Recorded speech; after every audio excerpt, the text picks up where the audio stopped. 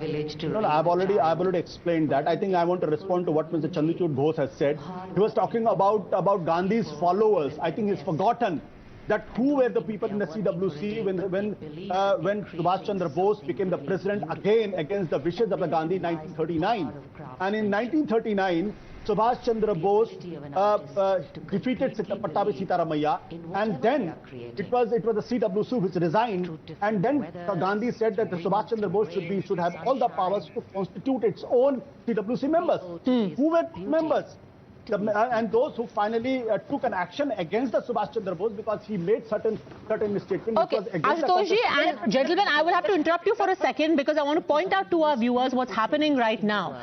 The Prime Minister is actually meeting the men and women who worked on the entire project. The shamjeevis, as he calls them. He's having a conversation. Let's listen in.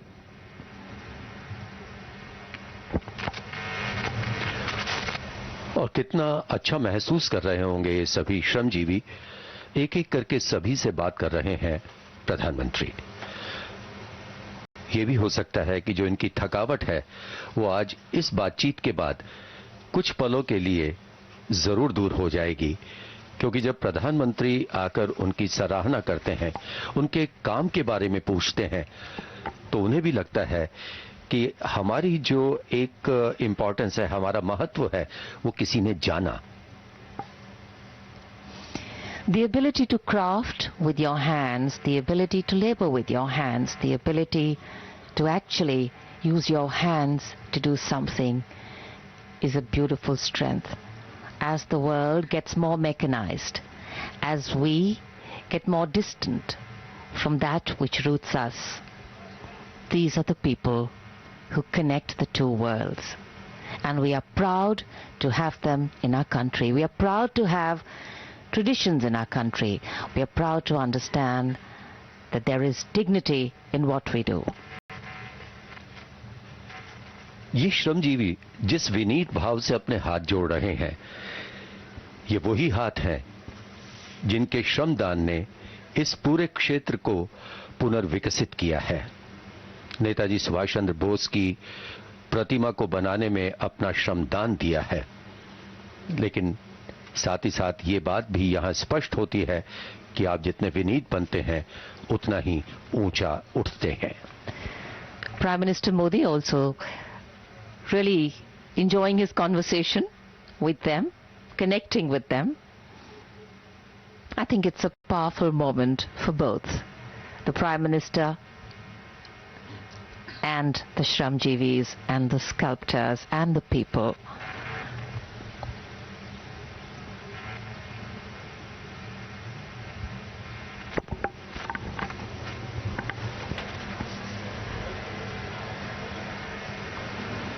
As we shared earlier with you, there has been an exhibition which has been put up, and it has images of not only the before and after of this whole area, but also about Netaji and his life, his efforts, his achievements, and the Prime Minister now, that is his next stop. प्रदर्शनी में उन लोगों के लिए काफी आकर्षण रहेगा जब वे यहां आएंगे जिन्होंने शायद दिल्ली भ्रमण ना किया हो, या वो उस पीढ़ी से हों जिन्होंने पुराने भवनों को बहुत अच्छे से नहीं देखा, लेकिन चित्रों के माध्यम से वो इस पूरे क्षेत्र का, कर्तव्य मार्ग का जो पहले का एक स्वरूप था उसे भी देख पाएंगे, और साथ ही साथ जो उसमें बदलाव आ रहे हैं उन्हें भी वो देख पाएंगे। तो अब प्रदर्शनी स्थल की ओर रवाना होंगे प्रधानमंत्री जी।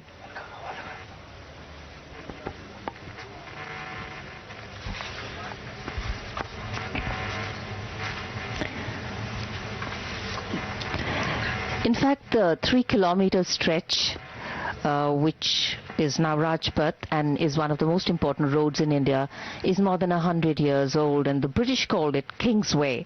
Well, Rajpath is a literal translation, and today it will be officially renamed Kartavya Path as India takes yet another step to shed its colonial past.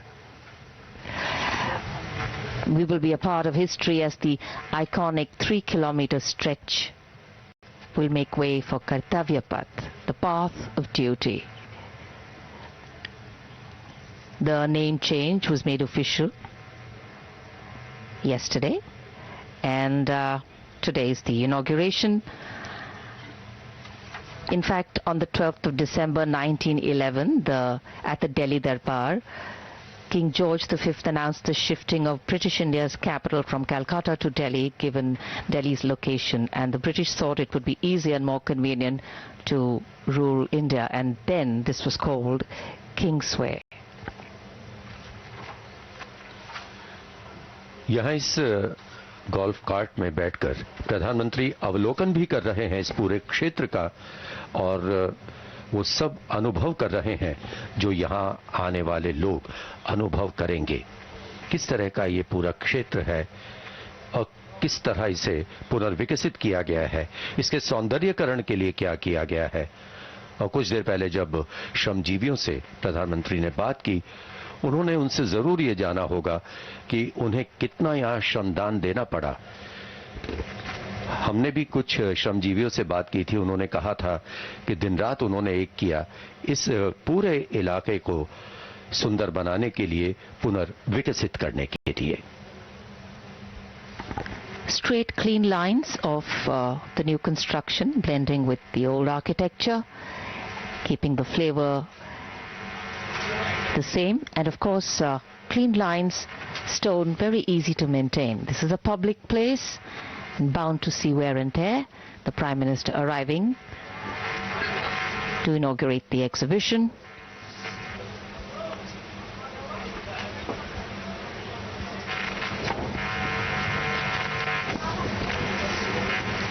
So this is a stretch being shown and what it was. Of course, the images are also way before as you and me know it. We have black and white images of what it was when it was Kingsway. And after India attained independence, Kingsway was renamed as Rajpath. In fact, according to historians, the earliest mentions of Rajpath can be traced to maps in the late 1950s. Later it was chosen as the place where the Republic Day parade would be organized, and to date is held there. इसी तरह हम यहाँ देख रहे हैं कि थोड़ी ही दूर पर है जनपथ, जिसका पहले नाम था क्वींसवे।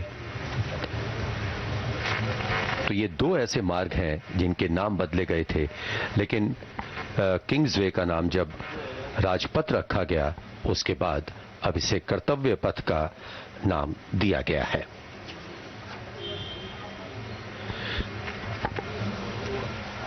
स्वतंत्रता के 75 वर्ष पूरे होने पर यह महसूस किया जा रहा था कि लोकतंत्र के मूल्यों, सिद्धांतों और समसामयिक नए भारत के साथ राजपथ का नाम बदलने की जरूरत है। नए कर्तव्य पथ की अवधारणा हमें बिना किसी भेदभाव के राष्ट्र, समाज, परिवार और सभी लोगों के प्रति अपने कर्तव्यों को पूरा करने के लिए प्रेरित करती है।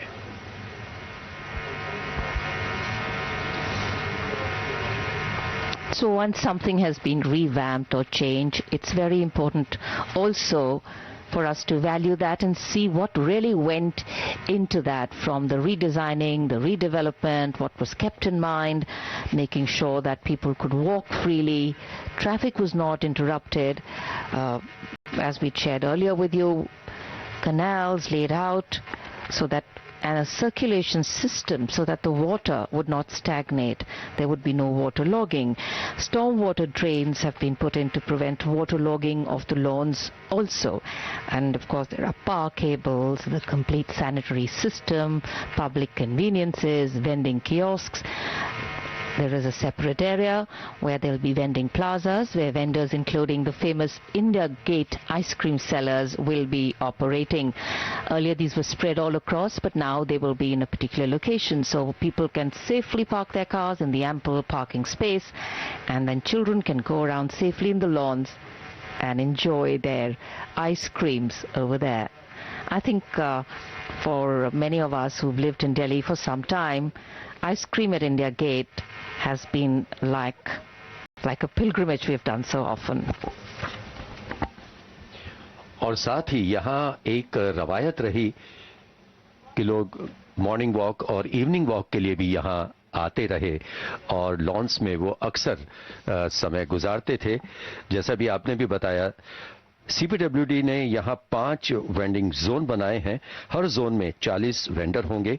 हालांकि गार्डन जोन में इन्हें अपना सामान बेचने की अनुमति नहीं होगी, ताकि साफ सफाई रखी जा सके। और यहाँ कई कूड़ेदान भी बनाए गए हैं, पत्थर के बनाए गए हैं। लोग उसमें कूड़ा कचरा फेंककर यहाँ की स्वच्छता को बनाए रख सकते हैं। So as the Prime Minister walks through this exhibition, you will also be seeing a glimpse of the photographs of the before and after the revamping, and also the special effort, because India and the number of people traveling, number of people visiting here, to ensure that everybody can have a clean, beautiful, aesthetic visit over here, and of course to create a new heritage for future generations. A statement from the Prime Minister's office issued yesterday said it symbolizes a shift from the erstwhile Rajpath being an icon of power to Kartavya being an example of public ownership and empowerment. And here you can see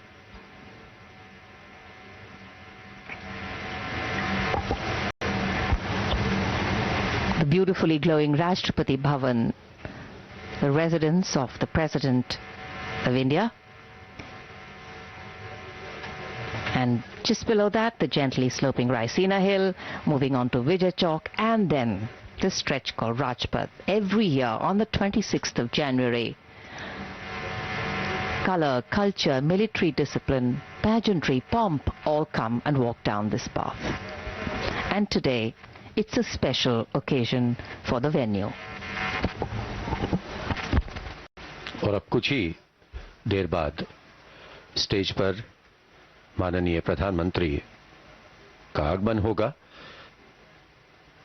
और एक बार फिर हम देख रहे हैं वो canopy जो कई सालों से खाली थी, लेकिन अब यहां भारत माता के सपूत महान नेता सुभाष चंद्र बोस की प्रतिमा, उसका आज अनावरण किया गया है, उसे यहां स्थापित किया गया है।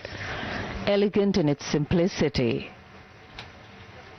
harboring under it the statue of one of the greatest leaders of India, Netaji Subhash Chandra Bose, who gave up a life of comfort, who gave up a bright career to jump headlong into fighting for freedom. Passion, resolve, and the great ability to inspire young people.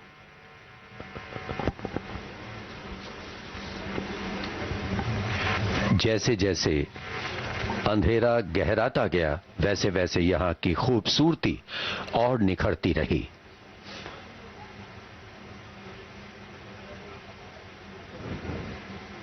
प्रधानमंत्री नरेंद्र मोदी ने सुभाष चंद्र बोस की 125वीं जयंती पर उनकी hologram प्रतिमा का अनावरण किया था। उस अवसर पर प्रधानमंत्री ने कहा था कि भारत मां के वीर सपूत सुभाष चंद्र बोस ने बड़े गर्व के साथ अंग्रेजी सत्ता के सामने कहा था कि वे स्वतंत्रता की भीख नहीं लेंगे, बल्कि इसे हासिल करेंगे। नेताजी ने स्वाधीन भारत का भरोसा दिलाया था।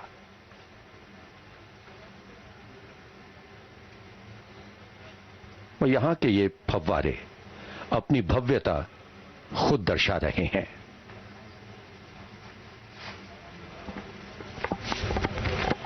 इंडिया गेट पर दमकते हमारे राष्ट्रीय ध्वज के रंग।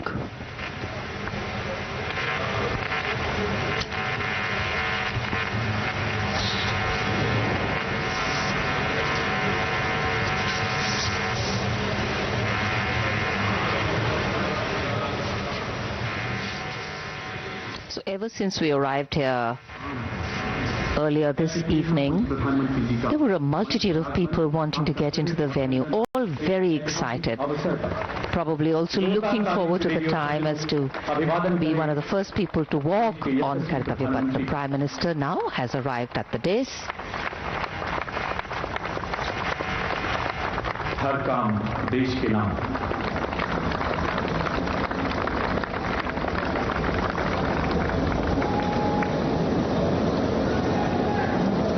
सेंट्रल विस्टा आजाद भारत की विशाल परियोजना, जिसे देश के शीर्ष नेतृत्व के मार्गदर्शन में परिकल्पित किया गया, एक ऐसा भागीरथ प्रयास जो आत्मनिर्भर भारत की संकल्पना के अनुरूप अति आधुनिक एवं भविष्य उन्मुखी ढांचा प्रदान करने में एक मील का पत्थर साबित होगा। माता भूमि पुत्रो अहम पृथिव्याः के दिव्य मंत्रोच्चारण के बीच सभी धर्मगुरुओं की उपस्थिति में जिस महाप्रयाण का आगाज हुआ, आज उसका बेहद अहम पड़ाव भाद्रपद शुक्ल त्रयोदशी एक नए गौरवशाली परिवेश में इतिहास पुरुष नेताजी सुभाष की विशाल प्रतिमा से अलंकृत सेंट्रल विस्टा एवेन्यू उत्सुक है देश के इतिहास में कर्तव्य पथ का नया स्वर्णिम अध्याय जोड़ने के लिए। प्रतीक शीर्ष नेतृत्व के प्रखर मार्गदर्शन का, मां भारती के सपूतों के सामूहिक पुरुषार्थ का, गुलामी की मानसिकता से पूरी तरह आजाद होते आत्मनिर्भर भारत की संकल्प सिद्धि का ऐसा स्वावलंबन जिसकी आत्मा हथियारों के साथ साथ विचारों की आत्मनिर्भरता में भी निहित है। देवी और सज्जनों, समय है स्वागत संबोधन का। May I request honourable minister of housing and urban affairs Shri Hardeep Singh Puri for the welcome address please. माननीय श्री हरदीप सिंह पुरी जी।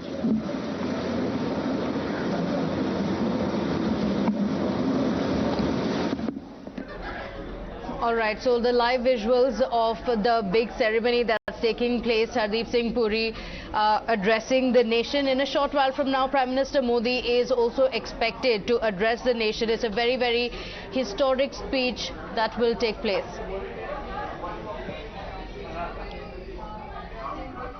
विशिष्ट अतिथिगण, आदरणीय प्रधानमंत्री जी द्वारा कर्तव्य पथ के उद्घाटन के ऐतिहासिक अवसर पर मैं आप सबका हार्दिक अभिनंदन और स्वागत करता हूं। स्वतंत्रता प्राप्ति के बाद पहली बार माननीय प्रधानमंत्री श्री नरेंद्र मोदी जी की दूरदर्शिता, सशक्त नेतृत्व और दृढ़ संकल्प के परिणाम स्वरूप देश के सबसे बड़े ट्रांसफॉर्मेशनल प्रोजेक्ट का शुभ आरंभ किया जा रहा है।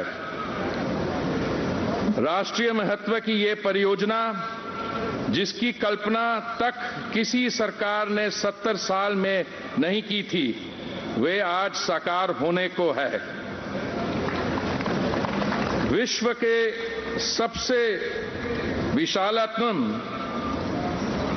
पुराने और जीवंत डेमोक्रेसी, भारत के पूरे गवर्नेंस इंफ्रास्ट्रक्चर, एग्जीक्यूटिव और लेजिस्लेटिव, उसको 20वीं सदी और कॉलोनियल युग से निकालकर 21वीं सदी, जो भारत की सदी कही जा रही है, लाने का और सक्षम बनाने का ये प्रोजेक्ट है।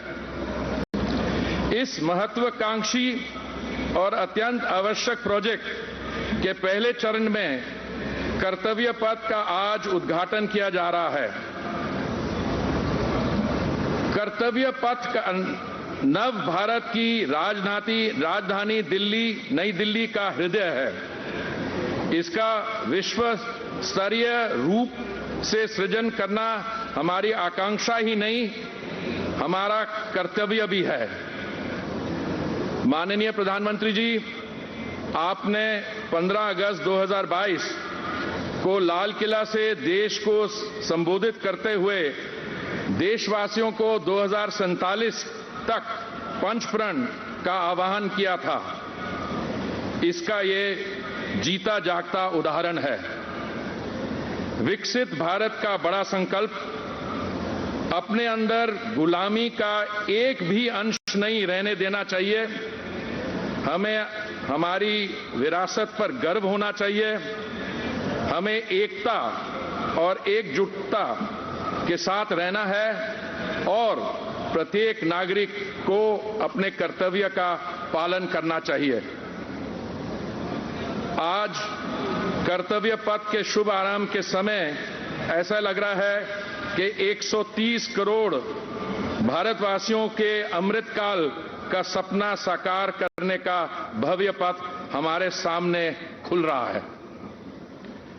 राजपथ का नाम कर्तव्य पथ करने का निर्णय इस बात की याद दिलाएगा कि लोक सेवा का मूल सार जनता पर राज करना नहीं, बल्कि जनता की सेवा करना ही हमारा कर्तव्य है। इस पथ को artery of governance of the people, by the people and for the people कह सकते हैं। जैसे कि आप देखेंगे, ये परिवर्तित पथ पूर्ण रूप से सौंदर्य और सुविधा का मिलाप है और आंतरिक रूप में से ये एक ग्रीन प्रोजेक्ट है। आज के उद्घाटन के बाद आम जनता इन सब का पूरा तरह से आनंद ले सकेगी।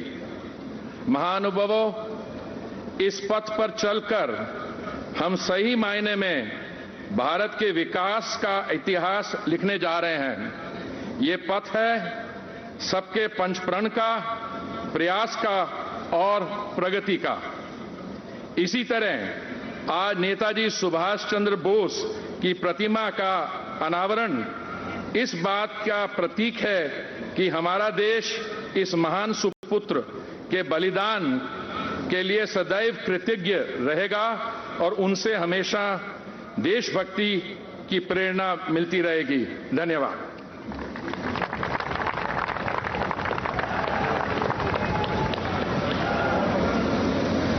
आपके प्रेरणादायक संबोधन के लिए धन्यवाद श्रीमान। दीप बुझे पश्चिमी गगन के व्याप्त हुआ परवर अंधियारा, किंतु चीर कर तम की छाती चमका हिंदुस्तान हमारा। भूतपूर्व प्रधानमंत्री भारत रत्न स्वर्गीय अटल जी के शब्द आजादी की क्रांति के इतिहास को भी बयां करते हैं। इतिहास नेताजी जैसे क्रांतिवीरों के शौर्य का, स्वाभिमान का, राष्ट्र प्रेम और बलिदान का। इस इतिहास में जगमगाता 15 अगस्त 1947 का नूतन प्रभात, जब सदियों के संघर्ष का प्रतिफल मानो उन चंद लम्हों में सिमट आया था। आजादी की उन पावन पुनीत घड़ियों के जय घोष को 15 अगस्त 1947 के दिन ही मशहूर शास्त्रीय संगीतकार स्वर्गीय पंडित श्री कृष्ण रातन जनकर पद्म भूषण ने एक मंगल गान के रूप में सुरबद्ध किया। देवी और सज्जनों, राग मालकोश पर आधारित इस बंदिश को स्वर्गीय C.R. व्यास पद्म भूषण द्वारा गहन खोज के बाद निकाला गया। इन्हीं संगीतकार पुत्र पंडित व्यास 75 वर्ष पुराने मंगल गान को कर्तव्य पथ पर गुंजित करेंगे। जोरदार तालियों से आइए स्वागत करते हैं इन सुर साधकों का।